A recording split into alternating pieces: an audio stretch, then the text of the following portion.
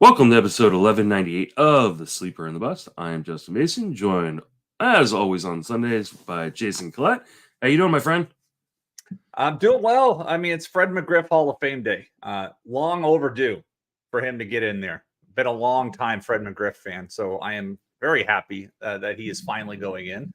Not even sure which one of his 11 hats he would wear. It should be the Tom Amansky hat, let's be real. But I'm just happy that Fred McGriff's finally in the Hall of Fame. And I'm trying to focus on the positive news and not look at my favorite team losing their big lead.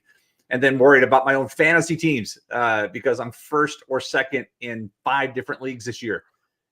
First in 3 of them. And within, let's see, it depends on the day in XFL. If I'm first or second between myself and the team that Ian Kahn and Steve Gardner run. And then I have no chance in winning the Arizona Speaker League because Ray Murphy's got a 13-point lead. And I don't think I can make that up.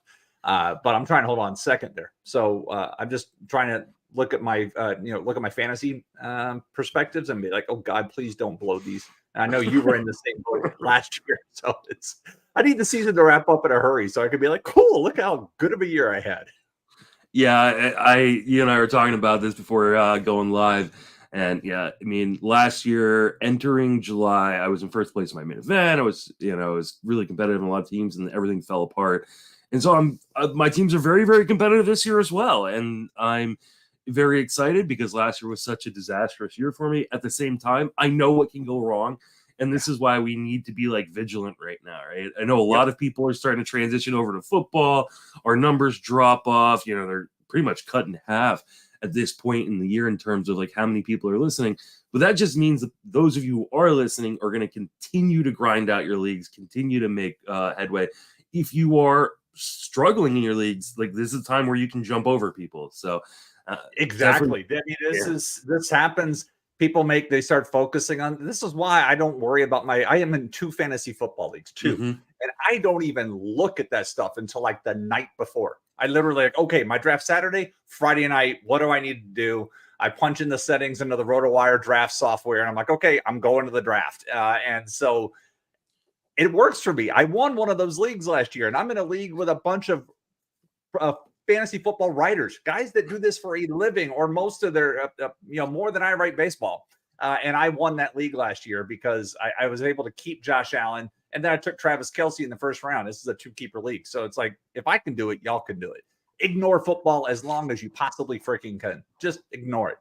Because you can make up some nice ground this time. People are not paying attention to FAAB, but oh, I'm in a draft. Oh crap, I forgot to put in my picks. Go, just keep grinding it out every single week. Look at the matchups, and you can make up some ground. Try not to talk with my hands and hit the mic. You can make up some ground. Well, and speaking of FAAB, we are going to talk about FAAB today. And this is the time of year where people start running out of FAAB. And so if you still have FAAB left, you can definitely put the hurt. And this is an interesting week. It's not necessarily a really deep week in terms of FAAB talent, but there are some pretty big impact guys. So let's jump into some news and notes before we start covering FAAB. Corey Seager hits the IL again. This time with a thumb injury. It does not appear to be serious. The MRI results came back clean, that there's no structural damage. It seems like it's going to be a minimum stay. Any worries on Corey Seager moving forward? Yes, the MRI, the fact that the MRI results came back positive is good, because when it's a thumb injury, you worry about a UCL injury in the thumb, and that could delay things. It's not. I would say the fantasy impact here is that if you are looking for speed, Travis Jankowski should see a push in the playing time for this, and Ezekiel Duran would now just become the full-time shortstop while Seager's out. And but today Josh Smith is actually starting. Josh Smith has 1 start. I think when the Rangers and Rays were playing earlier this week, they made a mention on the broadcast that Josh Smith had 1 at bat in the last 6 weeks.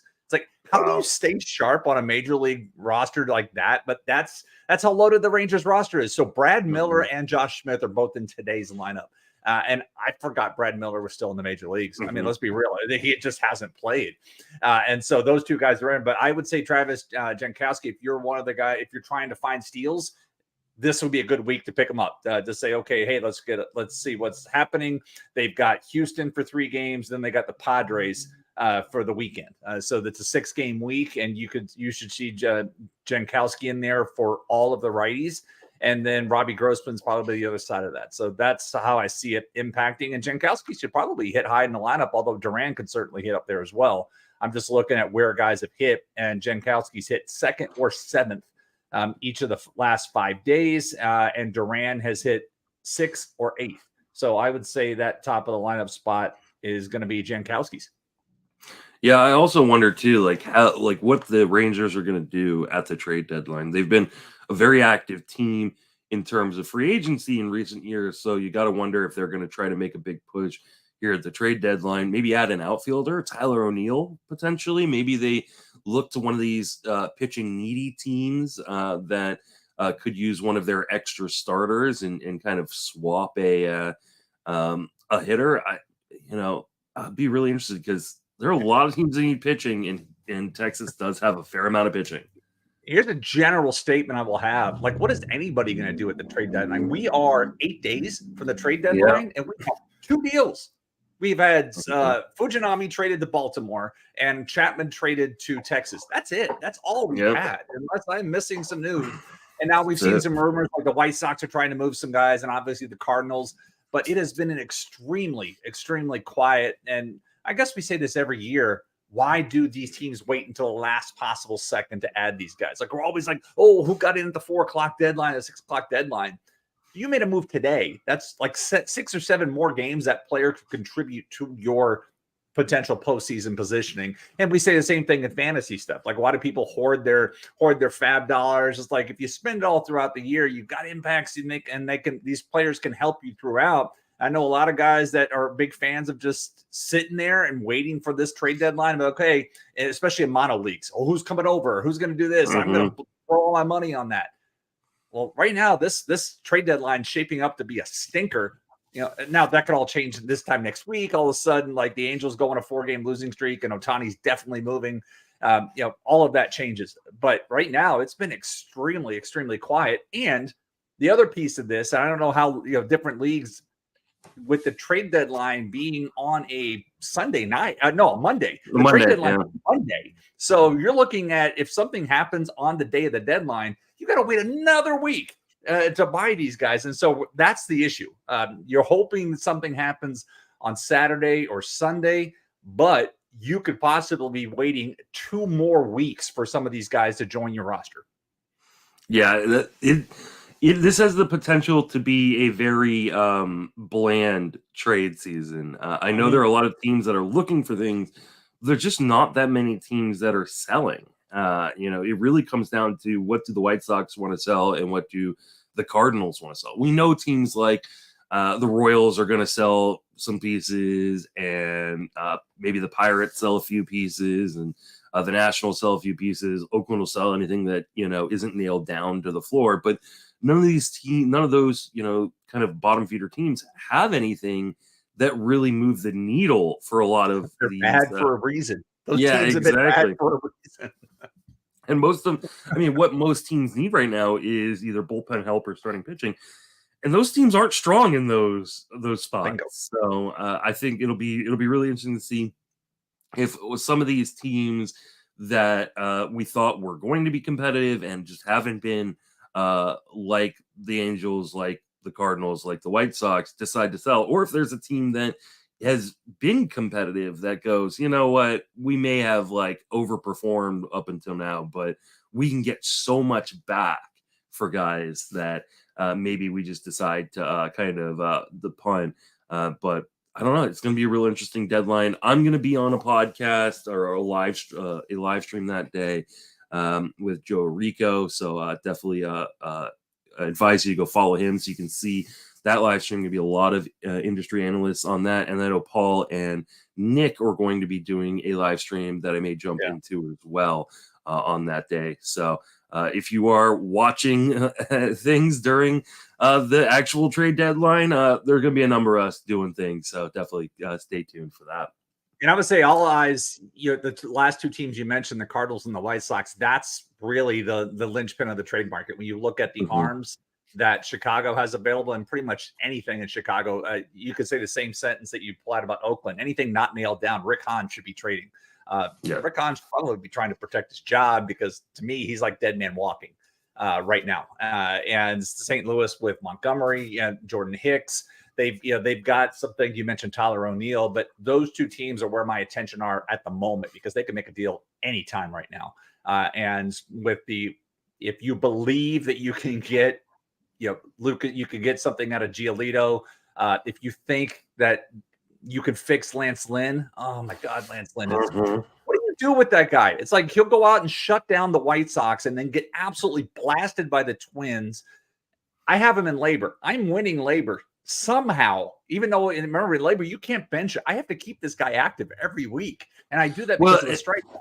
But garbage. At least you haven't, you've been able to soak up the good with the bad, because I've had Lance Lynn on a number of teams, and I miss his 16 strikeout game because he, and then I put him back in, he gets destroyed the next week. So, I mean, Lance Lynn and Michael Kopech have been two of the most frustrating pitchers to roster this year, and I've got them on a number of teams. Unbelievable. I'd love to see Lance too. Yeah, I'd love to see Lance Lynn anywhere else. Just hopefully some team can do something with it. I mean, a new location is not going to fix his issues against lefties. I mean, you look at his splits and they're terrible. But even his most recent outing, Byron Buxton was the guy that took him deep twice. And I think Kirilloff had a home run. I think he allowed 4 home runs. But yeah, that's where my focus is. But let's get back to the news. Next piece on the news. Edwin Diaz throwing from 150 feet on flat ground. This is a really good sign. There's a chance that Edwin Diaz could be back for the last month of the season and be an impact closer for people down the stretch. Would you stash Edwin Diaz right now? No, I don't want to wait for the possibility for that, because even if, let's say, he comes back after Labor Day, realistically, maybe he gets 4 or 5 saves, maybe. With that, and who knows what the Mets are going to look like post trade deadline if they try to make some moves as well. So we're talking 4 or 5. I would rather use that roster spot to try to push my strikeouts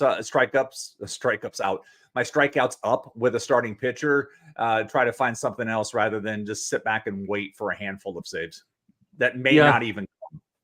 Yeah, I think you're right on that. As much as I love the upside of Edwin Diaz and loved him coming into the season, or prior to the injury, I just don't know how much he is actually going to pitch down the stretch. This may be just a matter of, hey, we would like you to finish on a mound, but we're not necessarily thinking you're going to be our closer every single day at the end of the season. And the Mets are another one of these teams, right? This is a team that we thought was going to be pretty good coming into the season. They have not been. They're probably going to be looking to sell. How many games do the Mets win in September? I think they're in a very similar situation. The Padres, another team that has been very disappointing. Yesterday, I'm watching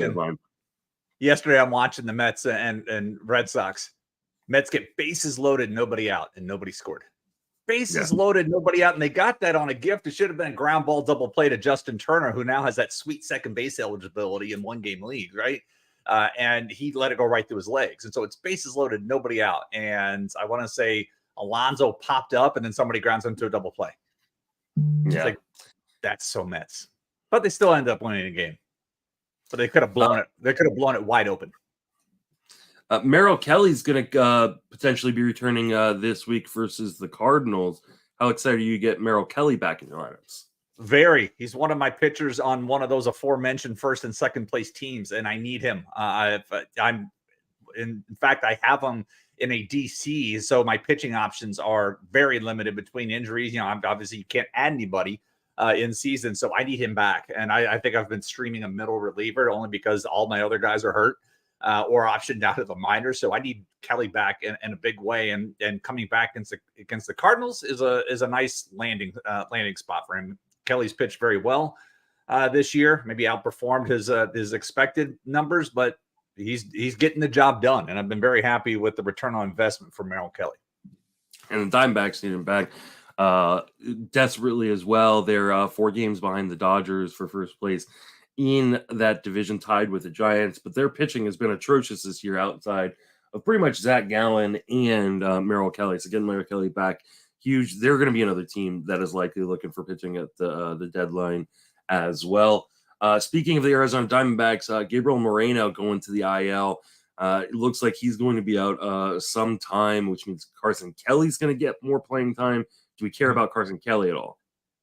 I don't care about Carson Kelly. I care about Gabriel Moreno not being behind the plate. I mean, we've talked about it on this podcast. He's one of the reasons why Arizona has done so well with some of their other things. I mean, you mentioned earlier, Gallen and Kelly have been good at pitching. The rest of it's been a disaster. Well, Moreno's ability to control the running game from behind the plate has been one of the factors in Arizona's success this year. So with him not behind the plate, that's an issue for me. So I want to see how that impacts some of the rest of the pitching staff with Moreno's throwing ability not behind the plate to control the running game, which, by the way, it's still running wild. When I looked at numbers the other day, we're on pace to have a 40.4% increase in stolen bases this year. Not attempts, stolen bases, 40.4% increase. This will be a big topic of conversation in First Pitch Arizona. Just saying. I've already put in a presentation that I want to give this year.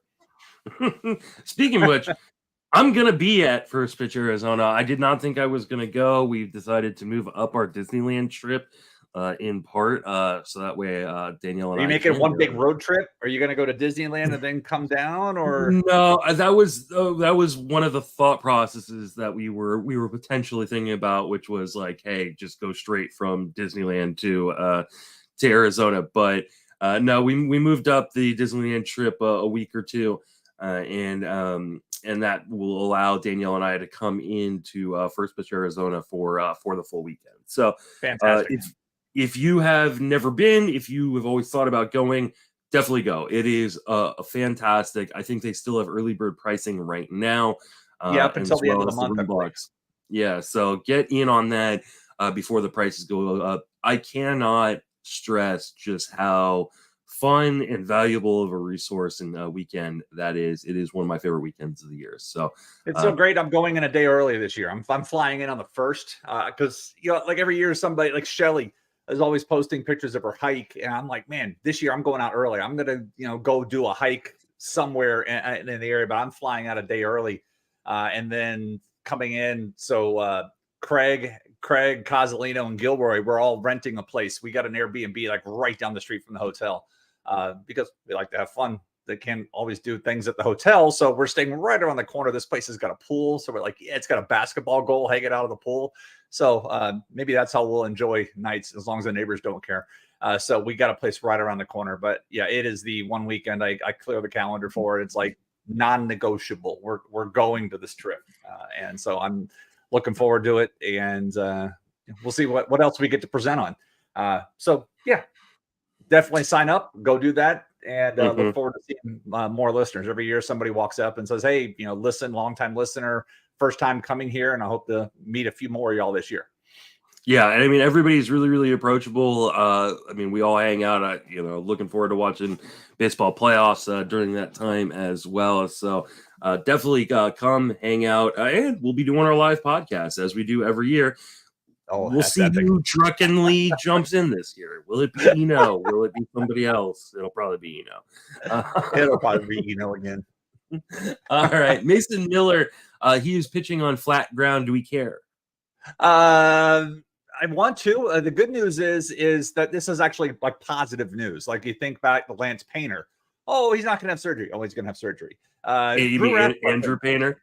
Andrew Painter. Sorry, why do I say Lance? But it's like then you get to remember Rasmussen was okay. Then he's having surgery. Then it's like so the news with a pitcher at least throwing from flat ground, it's positive. Like if anything, if Oakland was going to do something, they may have already done it by now. So the fact that they haven't done that yet with Miller, I would say that's why I care.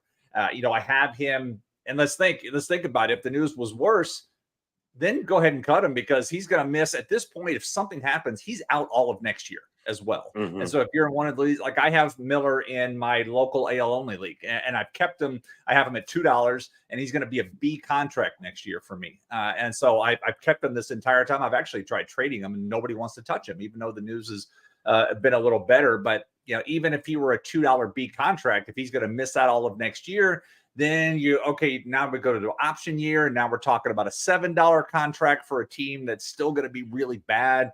do I want to keep him type of thing. So I would just say we only care because the news is not negative at this point. Yeah, I mean, I have very little hopes for him rest of the season. I mean, for me, he's definitely a long-term kind of keeper guy. But even then, like, I just don't know if he's ever going to be able to throw the type of innings you need from him to be a valuable starter. Plus, still in Oakland on a bad team. That team's not getting better anytime soon. All right. Yeah, it'll be a few years before that team's competitive again. That is all the news we have for today. Let's move into FAAB, and we're gonna start with Christian Encarnacion-Strand. He's only probably available in NFBC leagues, right? That he wasn't drafted in, but wanted to mention it for those of you who are in NFBC. How much of your remaining FAAB would you spend on Encarnacion-Strand if you needed power? At this point, if I have a big need, I'm spending. And if we compare this to earlier when we talk about the trade deadline and what could happen, most of the trade deadline has been focused on pitching. If we talk, you mentioned Tyler O'Neill. Okay, that's one power bat that could be available. But if you're holding off for like a change in scenery, like, hey, Ton is going to go here, and I'm buying all that in. I'd rather take my chances here. I would just say, as something overall here, to plug my friend Rob McCabe, he's done a lot of stuff on free agent bidding efficiency, and he was recently on the Baseball HQ radio podcast, the most recent episode with Patrick Davitt. And so you guys should go take a listen to that if you haven't already. That's something I actually interviewed Rob. He's the commissioner of two of my local leagues. And I interviewed him about 6-7 weeks ago for a RotoWire column, but you should go check out that listen this week. And he talks about this with that. But, that said, with him, if I have a need for power Encarnacion-Strand, I'd rather be aggressive here and then waiting out to see how the trade deadline dust settles. Because again, it could be 2 weeks before I get an impact on a change of scenery guy. So give me this for the next 2 weeks versus waiting for something else. So I want to be aggressive. That said, I don't have too much in my NFBC FAAB leagues. I'm like $200 left overall, and I don't want to blow it all. $200 isn't. $200 isn't bad. I mean, like I know in my main event league, I have $143 left, and I've got the third highest amount of money, right? And so, like, $200 in an NFBC league still left is pretty good. I will caution. Remind me where you can check that. If you go to the free agent list, you can there's a little toggle screen. That's right. See, because I always forget where. Let's see, my teams, my roster bids. Okay, so in my online championship league, I have $221 left, and that's putting me right in the middle of the pack. Somebody's got $4 left, so that's my OC. And then in TGFBI, I am, and these are my only leagues for that. I am in the bottom half. Somebody in my TGFBI, by the way, has not spent a single dollar. We're at $1,000, but then we have people in the 700s, 400s, 300s, and then I'm at 212. So I've done a good pace of that. By the way, the guy that has not spent a single dollar in FAAB is also. He is. Let's see. He is 7th in the standings for the league. So he either has the best not bad ever. Yeah. He's actually 7th. That has not spent a dime of free agent stuff. So, and he's done really well on the pitching side. He is ranked 4th in the pitching side. The hitting side, not so much. But so that's where I am. So it's interesting to hear how the main event. It's just from what I've listened to, I know a lot of folks are super aggressive, and in TGFBI and OC, I've seen OCs have been the Wild West. Rob was talking about that the other day. In TGFBI, I found the tracking the bids, the folks that are bidding have been very, I would say, balanced. There have been a couple of people that have been super aggressive, but there are also people who have been very conservative. But the bids of late have been very competitive. I've won or lost a few bids by like $2 lately. Yeah, I mean, I know in the majority of my leagues, TGFBI is kind of its own animal because there are so many people that kind of stop paying attention fairly early. But in the majority of my leagues, I mean, people don't have a ton of money left. That being said, like, I am with you in terms of, if you need power and, Encarnacion-Strand is available, like, you should be being as aggressive as possible, keeping in mind you want to leave yourself at least $50 for the last 2 months of the season. So if you only have $150, don't go over $100. Like, it's just, I think you would rather miss out on a guy like Strand than be completely hamstrung for the last 2 months of the season, especially if you are still competing in an overall contest. I know a lot of people, this is the time where you go, hey, I might be able to win my league or cash in my league, but I'm probably not winning the overall. And you can really start to kind of cater to, your specific league needs. But if you're still competing for an overall, you do. I mean, I know Rob Cramantola won it without having money halfway through August last year, and he won the overall without winning his league. Yeah, those are aberrations. Those are absolute aberrations. Congrats to Bob, super cool guy. Got to hang out with him in Vegas this year. But like, most people aren't going to be able to repeat either of those things, much less have both of those things happen in a season. So don't run out of money if before mid-September at the earliest. So next guy on the docket is Jorge Polanco, come back from the IL. He's going to be available in a number of leagues where people dropped him. Are you interested in picking up Jorge Polanco? Yeah, he's going to be in the lineup, and we know what he's capable of doing. I'm the lack of excitement in my voice is like, when's the next injury going to happen? Like, every time he comes back, something else goes wrong, and that's have a backup plan. Like, if whoever you've been using, don't cut. Make sure you have somebody on your reserve list that you could put in place, because every time he restarts something, something else goes wrong, and it's just kind of frustrating. I'm interested to see what exactly Minnesota does here, because obviously Correa is going to be playing short, and so Polanco's job is going to be back at second. But Edward Julian's been playing fairly well. Yes, he has been. And maybe it becomes a platoon situation with Julian getting the strong side and Polanco kind of getting the weak side. But that means that Polanco's not playing every day, which is kind of not what you expect. I'm a little bit more tepid on Polanco than I think other people will be. I wonder where the playing time is going to come from, unless they're going to move. I don't even know what they would do, because Buxton has to DH and Kirilloff is playing first. I don't think they're moving either into the outfield. So unless somebody can get, I don't know if Polanco could play third base, but Willie Castro's played very well. I think this is going to turn into a little bit of a mess in Minnesota. And Willie Castro's the only guy running in that. Willie Castro's got the steals for them. It's like, where did that come from? I don't know. He's been fantastic. What a great pickup off the wire. Sal Frelick.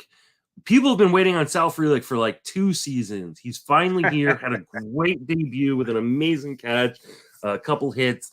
What are your thoughts on Sal Frelick rest of the way? And how aggressive would you be on him in FAAB? I took him in the 36th round of one of my DCs, so I have already got him in my lineup. It's like, put him in. He's in. It looked, obviously, what you're looking for with him is run, steals, and average.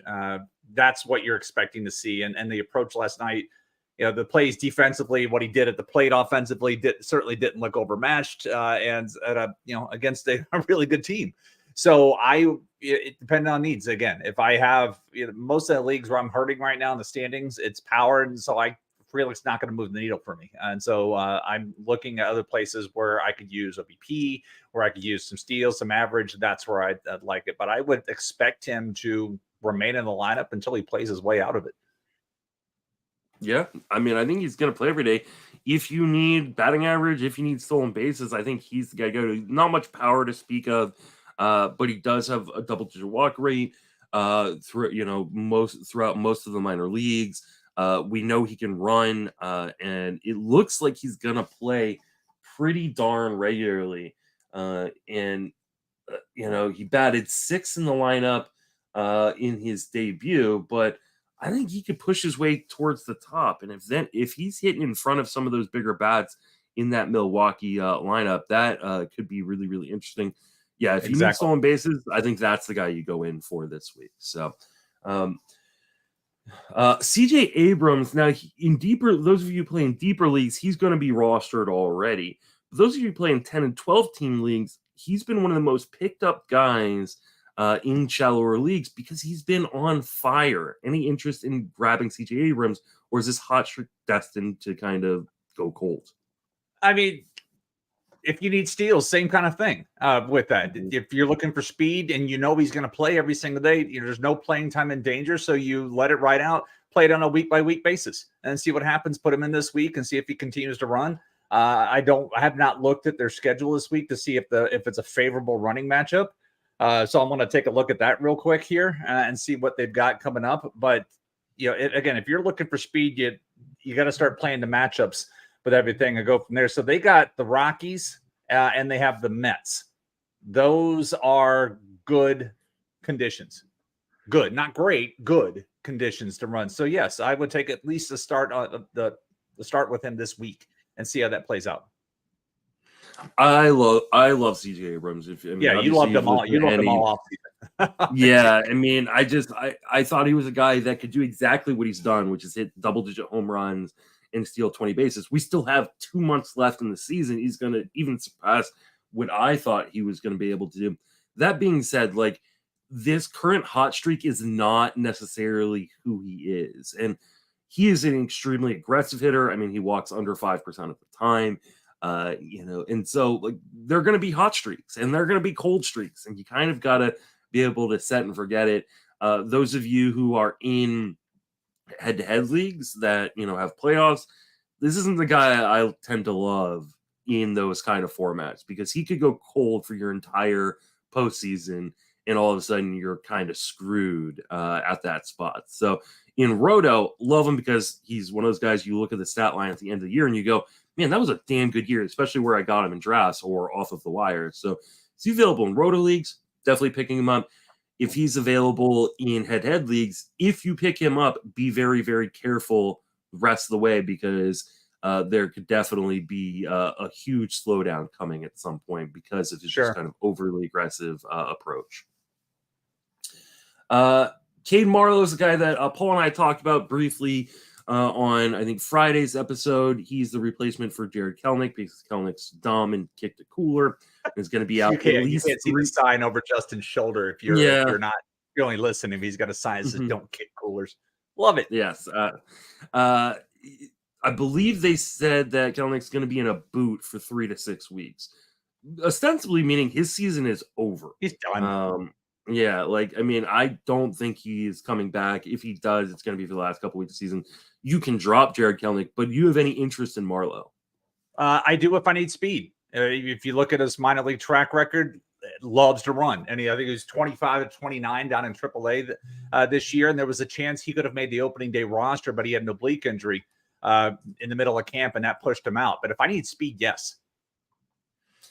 Yeah, I'm less interested. I think this is probably a short-term pickup because I think the Mariners will likely add an outfielder at the deadline. They'd already talked to the Mets about potentially picking up, oh God, what's his name that used to be on the A's that's on the Mets and plays part-time. Yeah, they talk about Canha. I think they would be a great fit for Tyler O'Neill if O'Neill does end up getting moved, or one of these other teams that are looking to sell kind of a cheaper outfielder. I think the Mariners could add someone. So I think this is probably a short-term move, and then he goes into being either back in the minor leagues or kind of a guy off the bench. But he is kind of, I think, the consolation prize to Sal Frelick. Frelick, I think, is the number one guy if you need speed, and then Marlowe is kind of the backup bid for those of you who putting in multiple bids.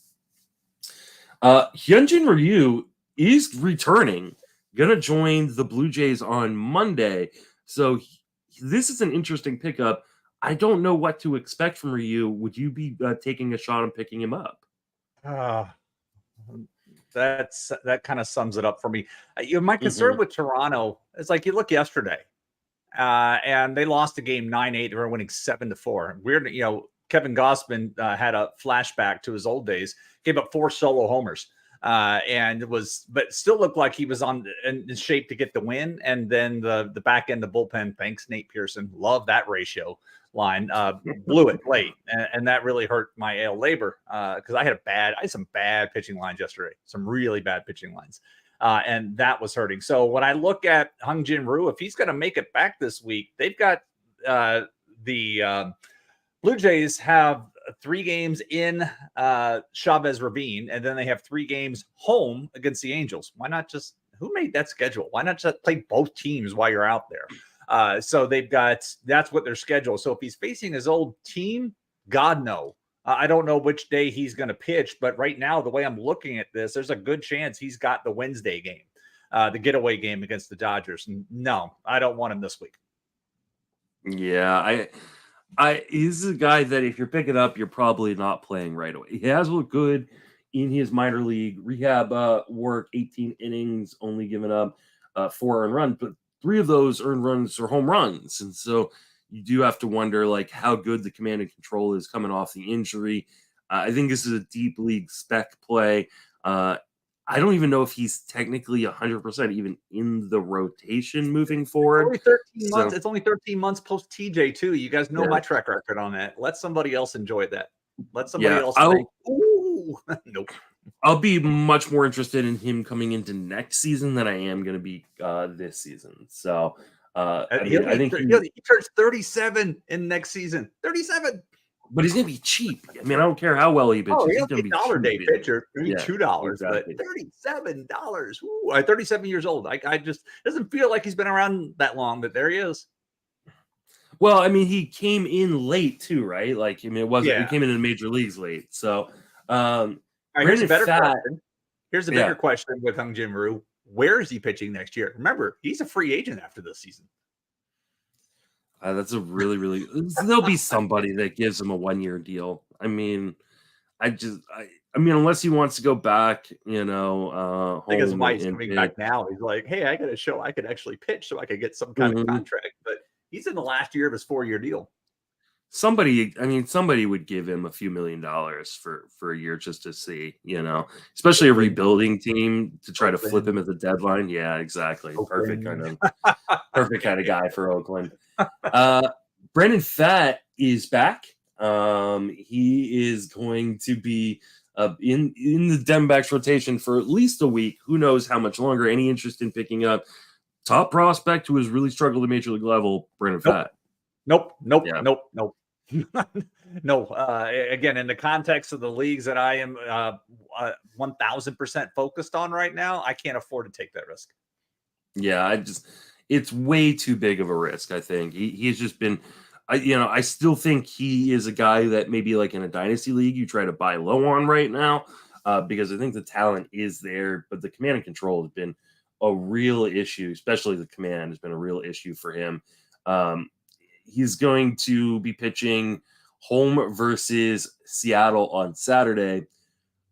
I mean, I think there's still a chance that he doesn't make that start. Like if the Diamondbacks, who are in need of starting pitching, add someone before the deadline, if they add someone on Friday, then he may not even start. He may go right back down. So I think it's just kind of a risky proposition. Or it can be part of that trade, depending on who the thing is.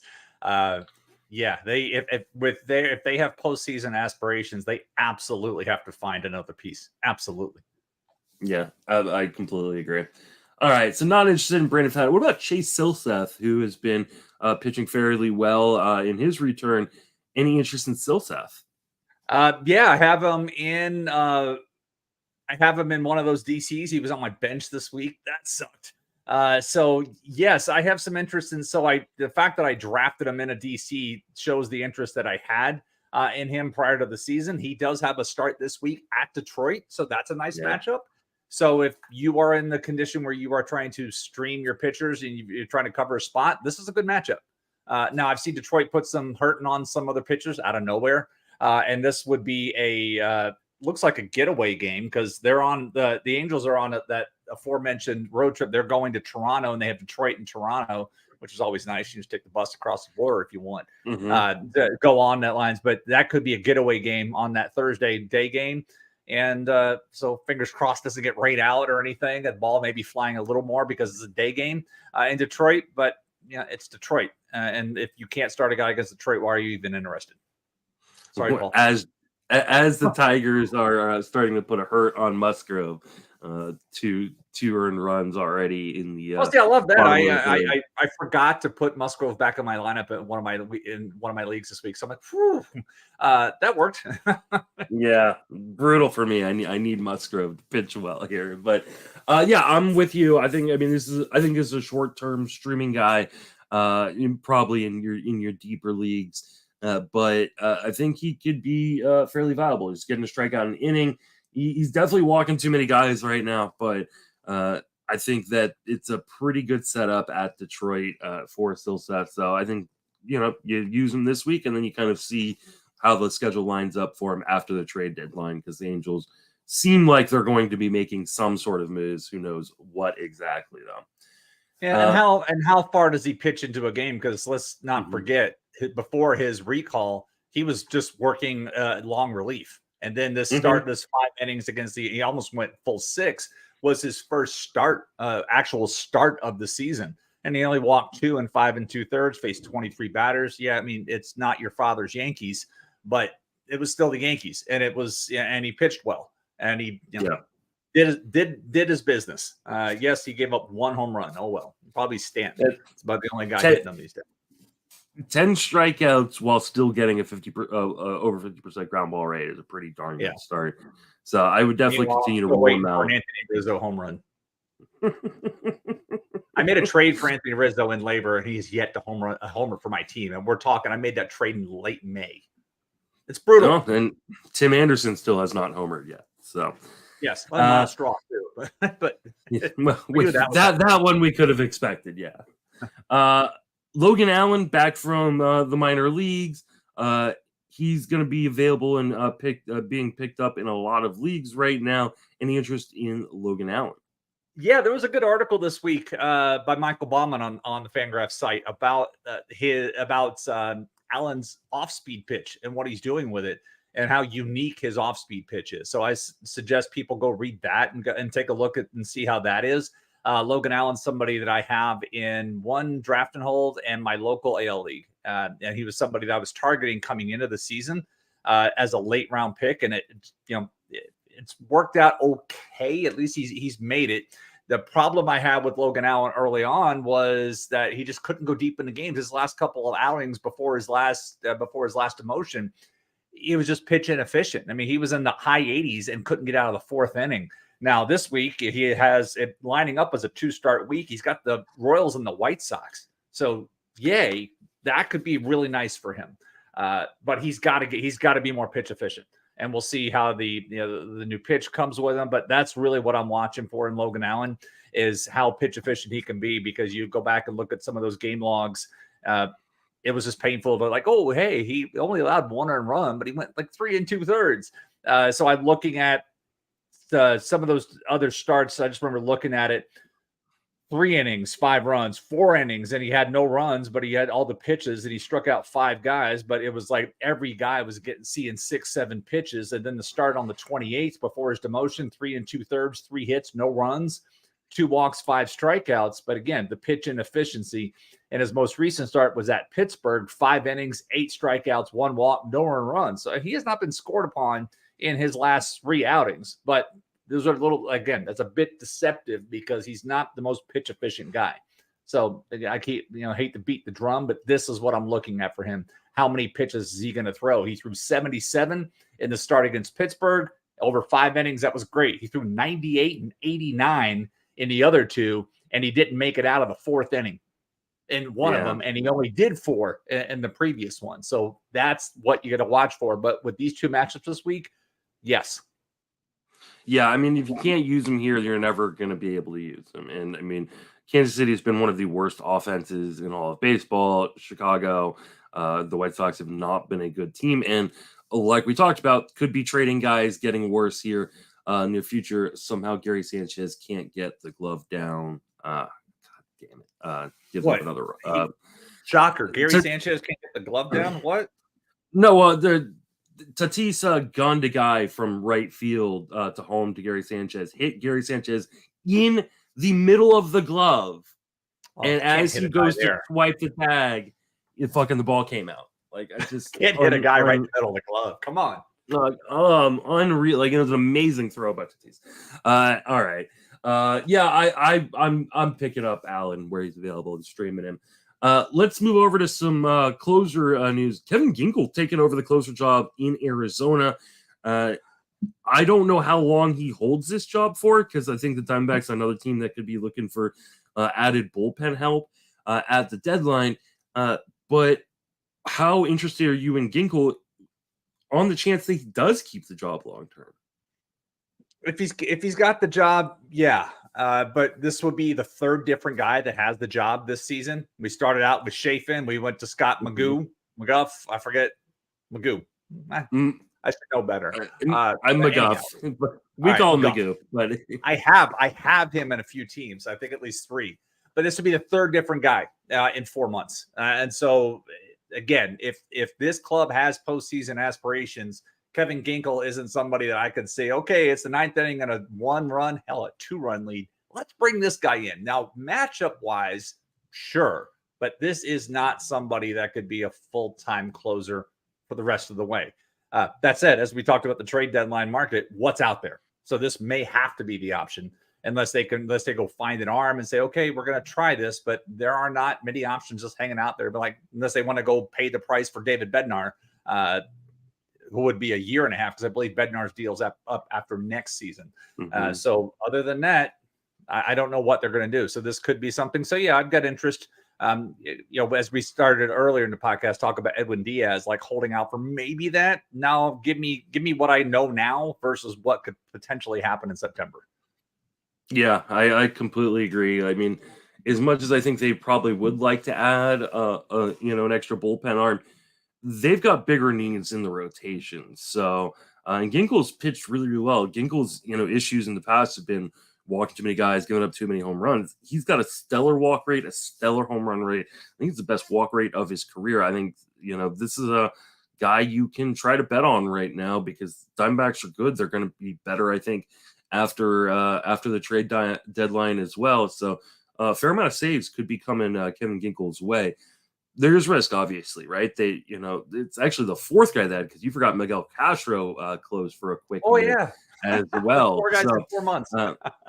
Yeah, I mean, they could easily go to the next guy or go back to one of those 3 guys. So if Ginkel struggles, but Ginkel's been really good. I think there's a good amount of reason to kind of continue to take interest in him.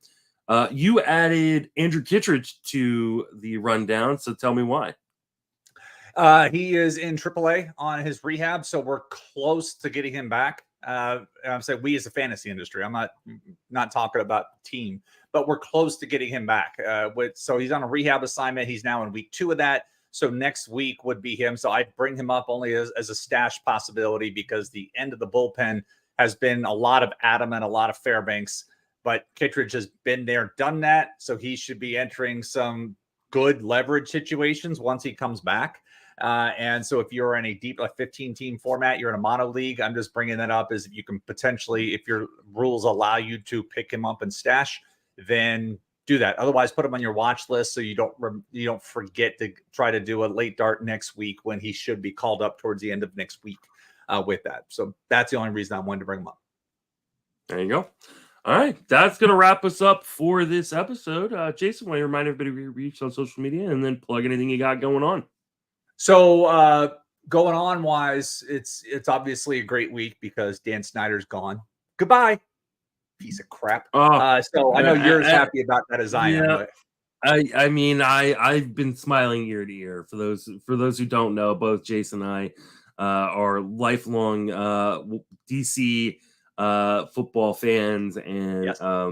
Dan Snyder has been the scourge of our existence for I was walking 20-something years. My commander's hat and shorts, and I was actually in DC this week. I had to go up for a funeral service on Tuesday. And just like this, there wasn't not even a dark cloud over the city anymore. It was like gone. I was like, wow, this is great. So I'm actually looking forward to that part of that part of season. But right now working on stuff. Yesterday I tweeted some numbers about the run environment. I looked at last year, and 14.1% of base runners scored last year. This year it's 14.6. So that's a 4% improvement. I know it's a 0.5 percentage points, but we're talking about a 4% improvement in run scoring. And I put a chart out yesterday showing, hey, here's how your favorite team is doing compared to last year. Like at the top of that list, it's the Rangers. Rangers are playing 18% of their base runners. And near the bottom of the list, the worst is Oakland. But the second worst team in decline this year is Toronto. Toronto is just one of the worst teams in driving in runner. It's been a problem all year. I remember looking at this 2 years ago. And so you can go take a look at that chart, but that's where if we go back and look at like fantasy disappointments, there's going to be a lot of Toronto Blue Jays on that list because the potential, we got so excited. Oh, they're changing the dimensions of the park. They're moving this in. It's going to be more runs, all this. It's been like the exact opposite. I think Guerrero's got 2 home runs at home this year. And just the amount of runners this team has been stranding, and it has not gotten any better over the course of the season. So I only bring this up to say, that part sucks, but then maybe it's going to pull down some of the pricing on those Toronto players for this offseason. And, what comes down like that can go back up next year. And then it's like, oh, hey, now I can get Bichette for under $30 instead of having to pay that market premium. So I like to look at these things this year to try to get an advanced start of what the marketplace could look like. Because after all, first pitch Arizona, we're going to have at least one draft. A lot of people in there. I have XFL. And so it's like I have that draft to do, and I have got to get ready for the draft. Yeah, I tell myself every year I'm not going to do the Arizona Fall League draft, and then every year I end up doing it. So I've got my first drafts of the season coming up here in about 2 weeks. So I've got to get my ranks done for that. So we'll definitely be hitting you up for some information on some of those Toronto guys. You can reach me on Twitter at JustinMasonFWFB. You can read all my work over on Fangraphs and Fantasy Pros, and then obviously this podcast and the Friends of Fantasy Benefits podcast, which has gone a little dormant recently because my co-host has had some technical issues with the computer. So we'll hopefully be back on Monday and discussing all the happenings from the trade deadline. So for Jason, myself, or actually, because that's next week. Hopefully we're back this week before the trade deadline. For Jason, myself, thanks for listening. Have a fantastic baseball season. Thanks, guys.